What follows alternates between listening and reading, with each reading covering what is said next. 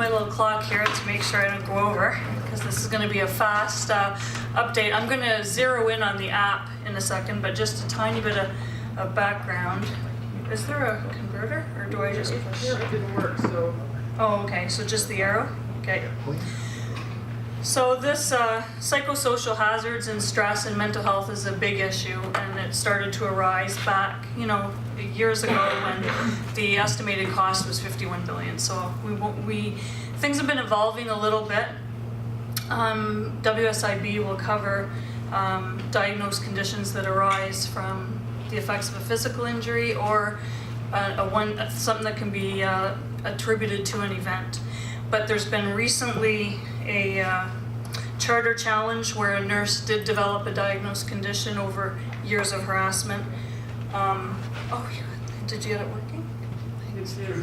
Oh, it's yours. Okay, I'll turn it on. I won't go through it, but Ontario hasn't yet made any changes, but this is just the landscape that we're in.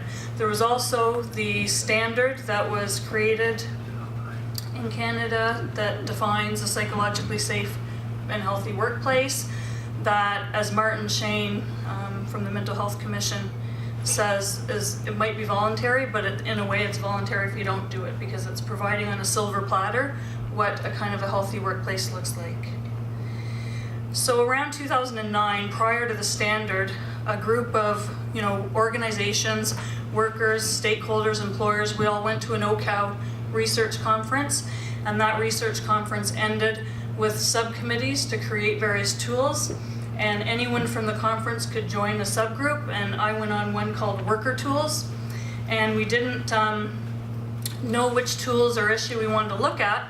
OCAL brought us IAQ and air quality studies, checklists like surveys, ergonomic surveys, heat stress surveys, and different stress surveys from around the world.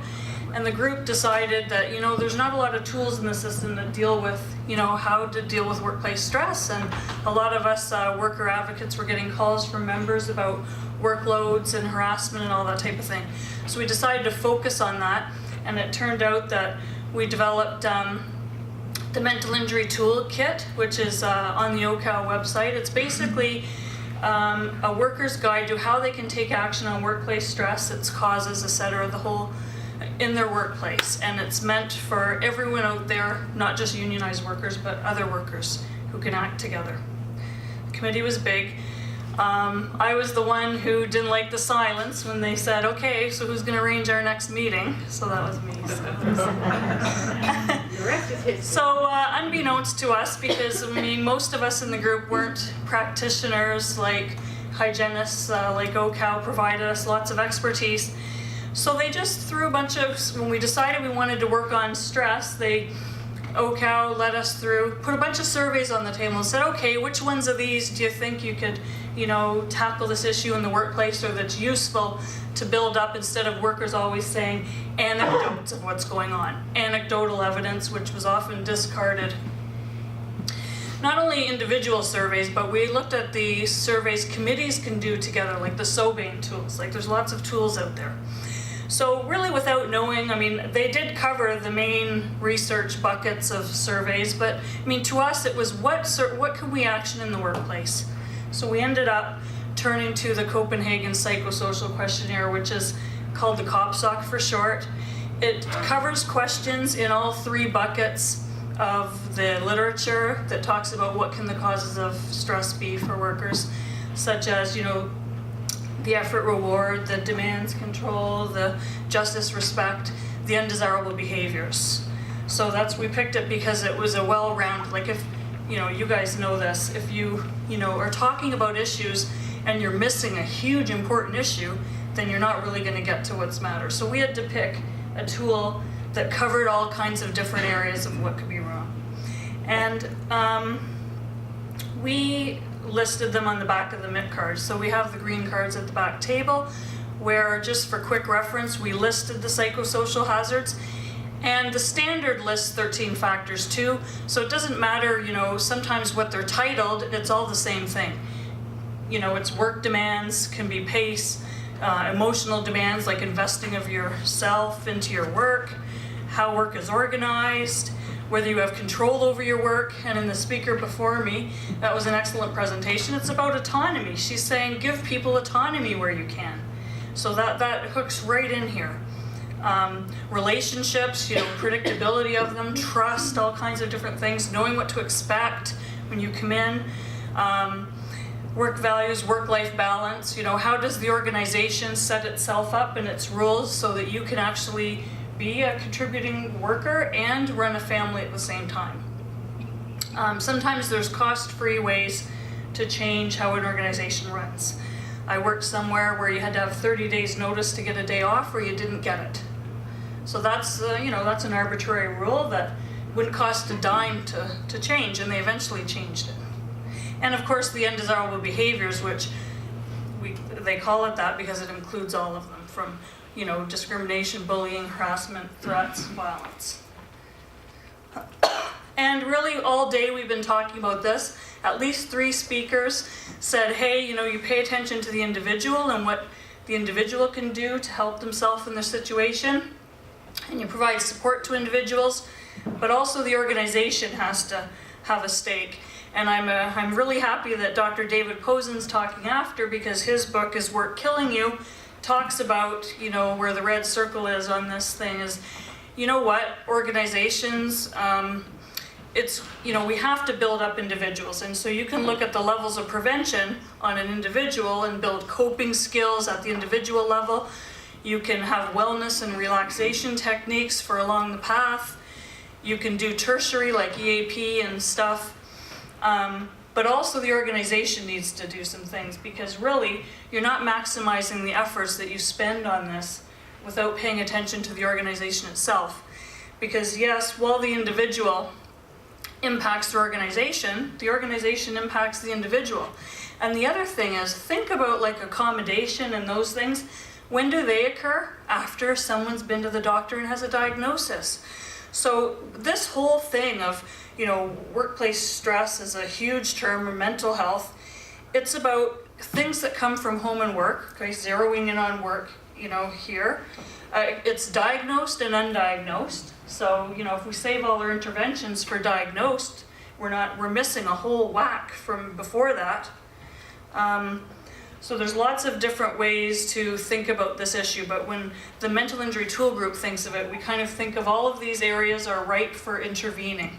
And the MIT tools are primarily geared towards what we found was the gap in the system, is what can the organization do in the way it arranges itself to lessen impacts on workers. So there's the kit that's a long document in different parts on the OCAL site. There's YouTube videos on what are the psychosocial hazards, and little tiny 3-4 minute. We have John Odike talking about how to do a survey and all that. There's posters, cards.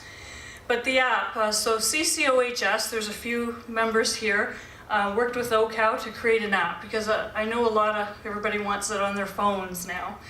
There's this little booklet back there that kind of gives you an overview. So what it does is it really takes the questions of the Copenhagen Psychosocial Questionnaire and puts them on because there is a self-scoring questionnaire. That's basically what this is. You answer the questions on the app, so you'll have different colors for all those psychosocial hazards listed on the back of the green card.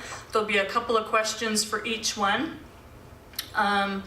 Probably 6 questions, because work demands has 3 types of demands, so you get 2 questions on each one. So you just click through, you choose the answers. There's color coding for the group topics, and then you choose your answers.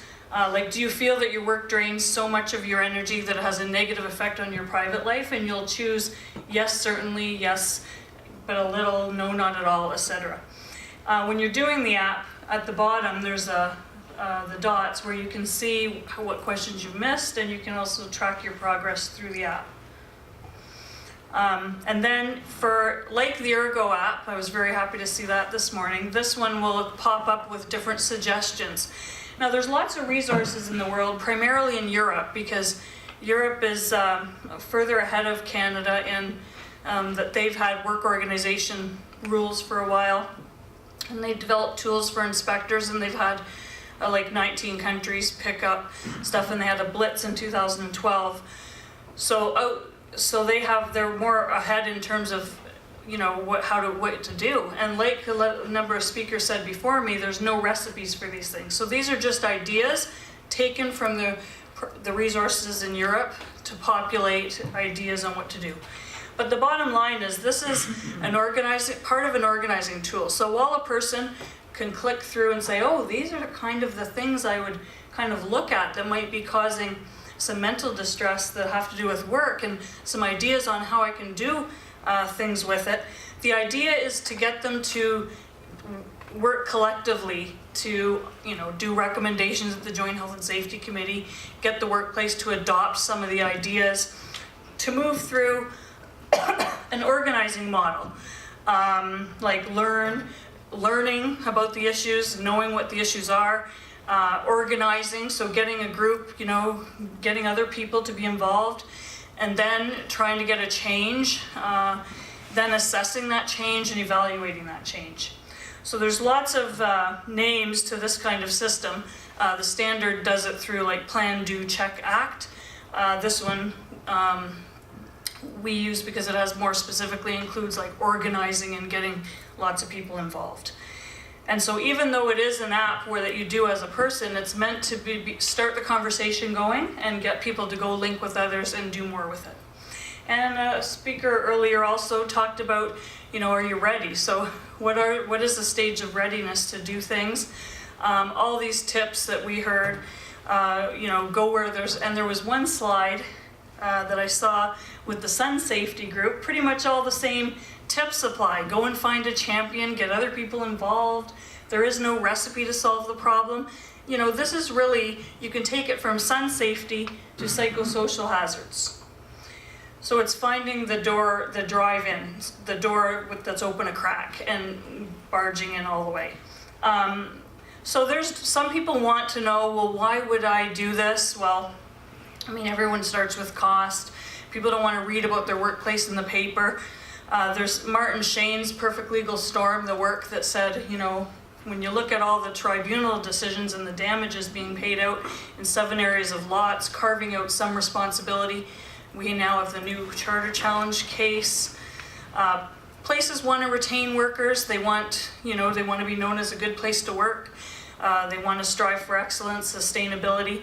And we can go back to James Ham, where in 1983 he said, you know, the law is the conscience of those who have none. So if it doesn't work, you know, people say you can either see the light or feel the heat. So like we'd rather, obviously seeing the light is better, you know.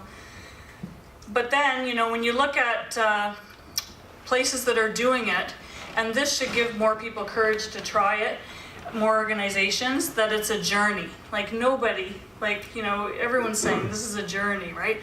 You make changes, you know, give people more control over their work, improve the work-life balance and the expectations of work, the work demands, all of that stuff.